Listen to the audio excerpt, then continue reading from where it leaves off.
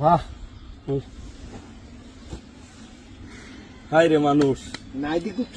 কিচ্ছু নাই দেন যেমন কাপড় এমন এলুছে অথচ মানুষ নাই দেন দেখছেন আল্লাহু আকবার